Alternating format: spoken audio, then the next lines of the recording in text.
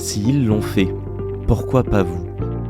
Salut à toutes et tous, c'est Yacine Scali et bienvenue dans la tête d'un CEO, le podcast qui vous inspire à entreprendre. Depuis 5 ans, je vous propose de faire un petit tour dans la tête de un ou une entrepreneur chaque semaine pour justement s'inspirer de leur état d'esprit et de leur parcours. Mon objectif, il est hyper simple, c'est voir un maximum de personnes se lancer, entreprendre et miser sur elles.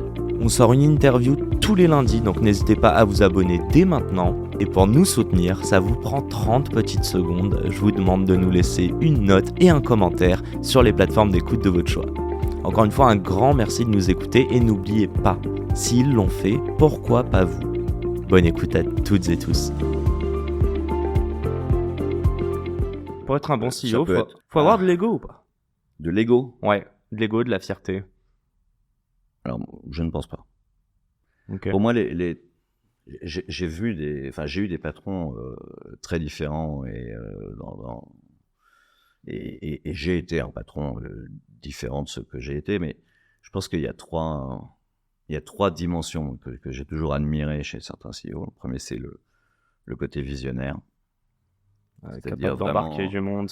Capacité à se projeter à 5 ans et à imaginer des choses vraiment différentes du vécu d'aujourd'hui, et la capacité à partager cette vision, parce qu'une vision qu'on a pour soi et qu'on ne partage pas, c'est moins utile. Voilà. La deuxième chose qui est assez difficile à marier avec la première, parce que c'est pas les mêmes ressorts intellectuels, c'est la rigueur d'exécution. Ok. C'est qu'on a un plan, travail, étape 1, discipline. étape 2, étape 3, voilà, 3 mois, 6 mois, 9 mois.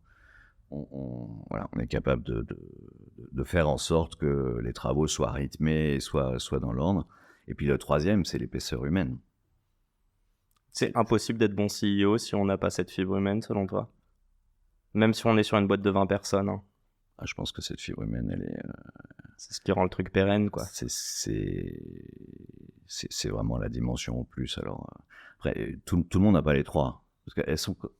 C'est vraiment même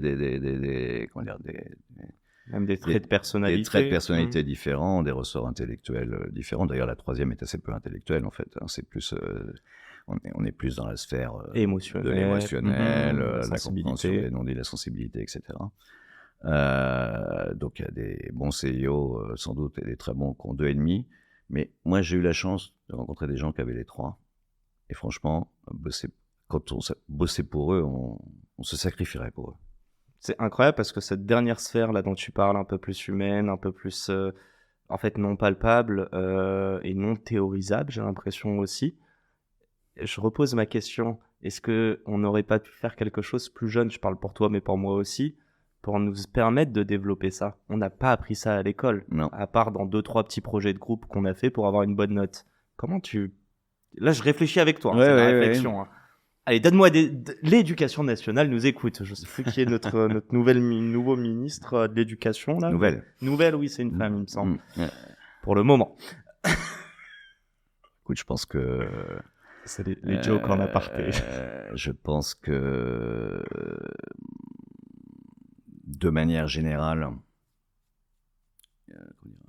l'éducation nationale pourrait préparer mieux à la vie professionnelle.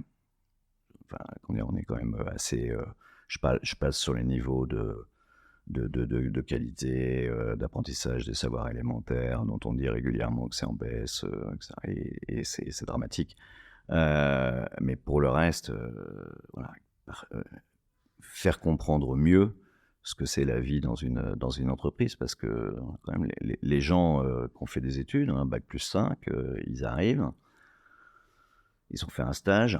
2 stages peut-être, et au quotidien ils ont du mal à appréhender c'est quoi les rapports entre les collègues, ils savent pas, on leur a pas dit, c'est quoi le dans des entreprises grandes, le fait que entre avoir une idée et faire en sorte que les autres soient convaincus et que le projet avance, il y a tout un pas, voilà. Et donc cette compréhension des rôles, cette compréhension du boulot au quotidien, cette compréhension du fait que quand on est dans une entreprise, on sert des clients. Voilà, on sert des clients, mais on a aussi des actionnaires, et puis on a aussi des collègues, et que on peut pas avancer sereinement si on oublie. On doit aligner tous les intérêts à l'instant. Si on oublie l'un de ces quotidien. stakeholders, voilà. Donc on a toujours avoir les trois en tête et se convaincre que ce qu'on fait va dans l'intérêt des trois. Alors parfois plus l'un plus l'autre en fonction du projet, mais tout ça on ne l'apprend pas. Enfin voilà. C'est la fin de cet épisode. S'il vous a plu, prenez 30 secondes pour nous laisser un commentaire et une note sur la plateforme d'écoute de votre choix. On a encore des dizaines d'épisodes en stock, donc je vous laisse fouiller. Et d'ici là, n'oubliez pas, s'ils l'ont fait, pourquoi pas vous ? Encore une fois, un grand merci de nous avoir écoutés et à très vite pour un nouvel épisode. Ciao.